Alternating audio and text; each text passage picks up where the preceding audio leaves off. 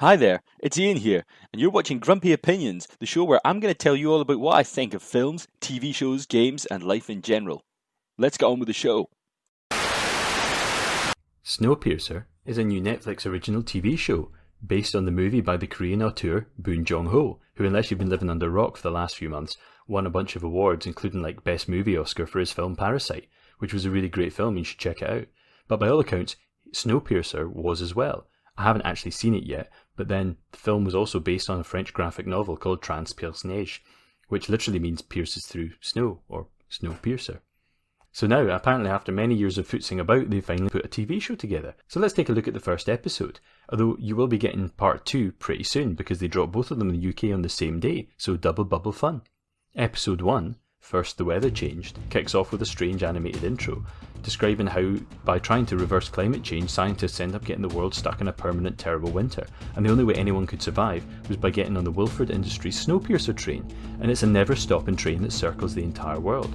Naturally, it's chock full of billionaires because they bought out all the cabins, which is why loads of normal folk try and storm it, and a whole load of them manage to take over the rear bunch of carriages of the 1,000-carriage long train, and it turns into a bit of a mess, and loads of them die, but still, later on, there's some kind of peace being made, and these Tailies, the ones who live in the tail of the train, live on crappy reduced ration bars, and have a really uneasy alliance with the security folk and the people further up. But they've got a plan, because Layton and Pike have a plan to take out a few cars in a big battle, and it's really risky, because as Hector from Breaking Bad points out, last time they did it they lost really awfully, and a whole load of folk who survived had to have arms taken off as a kind of punishment. But it's just as they're getting ready to go, they get a surprise visit from them on high, and they end up taking away Layton without any explanation. And they end up showering and shackling him, and eventually they give him some food, which he really likes because he's basically been living off ration blocks and rats for 3 years.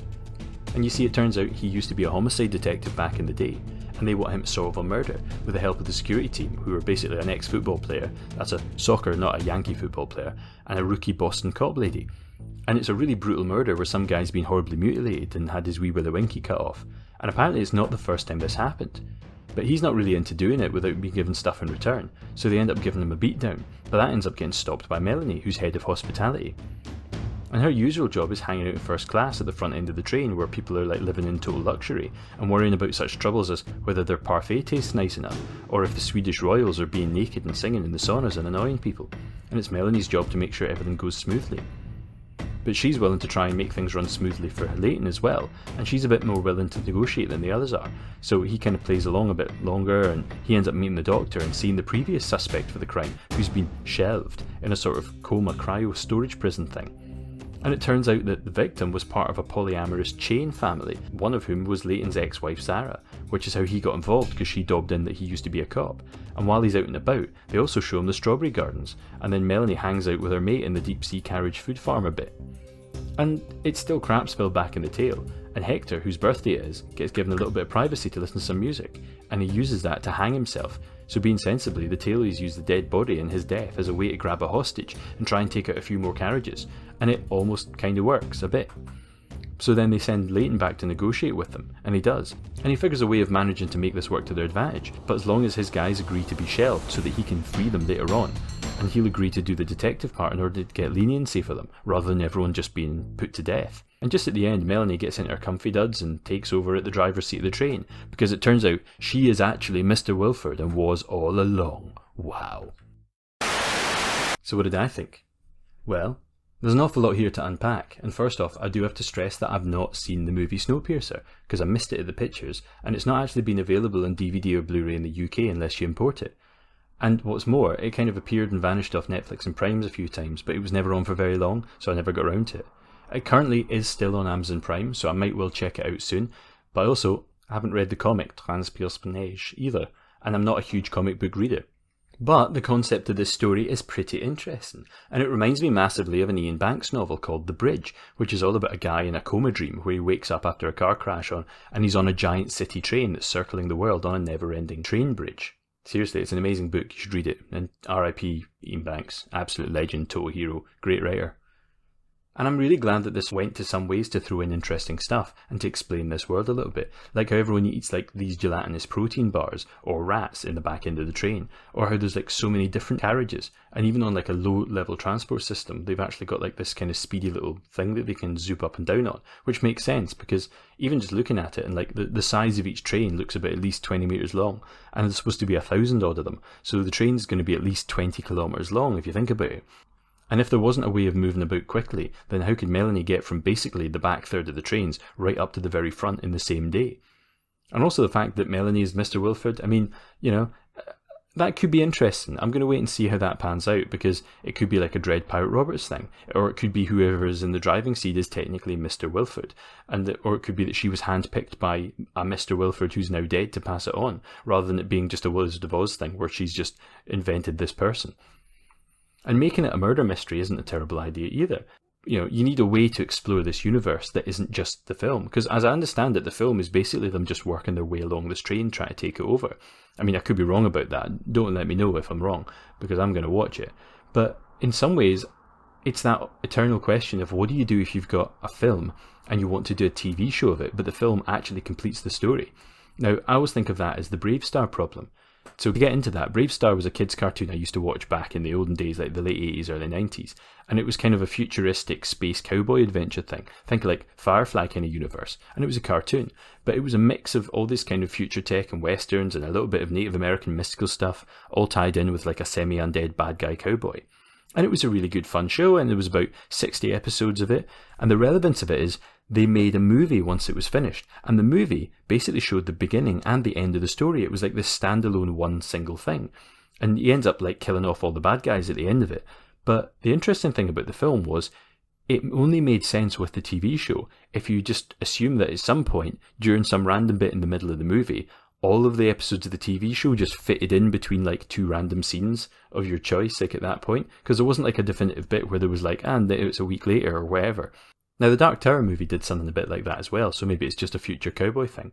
But as far as I understand it, Snowpiercer is a reboot of the film, not actually being just the film story. And the idea of it being a cop show allows Layton to travel about all over the place and allows him to see lots of different parts of the ship and have something to do while this other plot goes on in the background. So, I mean, that's a lot of scope for something to do. I mean, it gives it an interesting way to move about and yet show the world of this whole place and this universe and this story. But, and this is kind of a big but. I like big butts and I cannot lie. No, not like that. This first episode was kind of a horrible mess. I mean, I'm going to be honest. Now, there was an awful lot of rumours about how the show's been languishing in pre-production and not quite existing, and how it might have been hurried because of all like the hype around Parasite coming out. But this was originally apparently written by a guy called Josh Friedman, who's got a bit of a variable track record, but certainly not a bad one as a screenwriter. And also he was helped out by Graham Manson, who did a lot of the stuff on Orphan Black and various other TV shows. Now, as I said, neither of them are terrible writers, but apparently, originally the pilot was a feature-length mini-movie directed by Scott Derrickson, he who did Doctor Strange, which was pretty damn good, and the horror movie Insidious, which is kind of okay, not amazing, not terrible. But neither Friedman nor Derrickson were actually allowed back into work on the reshoots or the rewrites. And Manson is basically credited with writing the teleplay by himself, and the director credit for it is a guy called James Hawes, who has basically done a few episodes of The Alienist, Penny Dreadful and Black Mirror. Now, I'm not saying anyone's better than anyone else, and it's totally impossible to say what could have been, or what might have been, or what was, unless you can get hold of it, or unless you're Zack Snyder and they give you 20 million to finish off your thing. But what we've got here is a totally oversimplified melange of really bad exposition, scenes that just stop and start and don't feel right, they don't feel complete, they just pop all over the place. Camera work that jumps from looking pretty good to stuff that feels like it should have been on like a horrible early 2000s sci-fi channel show or Sequest DSV or something. One of these old shows that was made for pocket change and shot in a tiny warehouse somewhere. And the cinematography is so inconsistent here that it's hard to say what they were going for. Because, I mean, as I said, some of it is the garish lighting and the sets that look terrible, like they're made of balsa wood, or like the stuff that's really, really good, and the stuff that's like absolutely like brilliantly set out. And what sticks out so much to me in this episode is that they seem to be trying to cram into 50 minutes what feels like should be much more story. And there's no sense of pacing to it. and every scene seems really over-edited, which to me suggests that either the filmmakers have no confidence in the actors to play out the scenes, or they had to do such a Frankenstein botch-up job with the original pilot that it's had to be stitched together like a really nasty patchwork quilt. But the effect is really jarring and really unpleasant, really. And there's not an awful lot else to say at this point, because it is just the first episode, and one should never judge everything totally on the first episode. But this was kinda cringy. And I have to say, I'm not sold at all on Daveed Diggs as the lead actor. He was really goofy, he didn't come across as genuine at any point, and looking at his past acting record, I mean, it's mostly comedies he did and voiceover work. I mean, his biggest thing he ever did was that he was in Hamilton, and that's a stage musical, and there's a big difference between a stage musical and a serious acting job on a drama. And I don't know, it's kind of hard to judge anyone in this mess of an episode, but thus far, I mean, stuff like this scene in particular just made me want to yell at the TV, do better, this is horrible.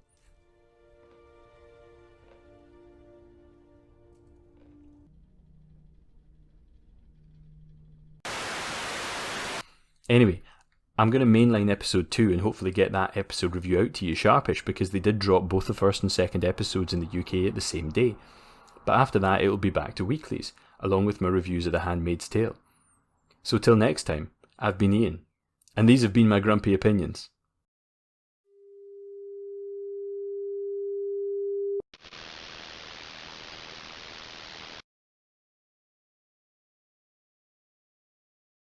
And thanks to my top tier patrons, Judith Coloma and Michelle Forbes. And thank you to everybody else who watches my channel. If you haven't already, please do subscribe. It would be great to get more people. Feel free to follow me on Twitters and on Facebook. It's all in the link below. So cheers, my dears. Stay well. Everybody have a fantastic time, and I'll speak to you soon. Bye bye.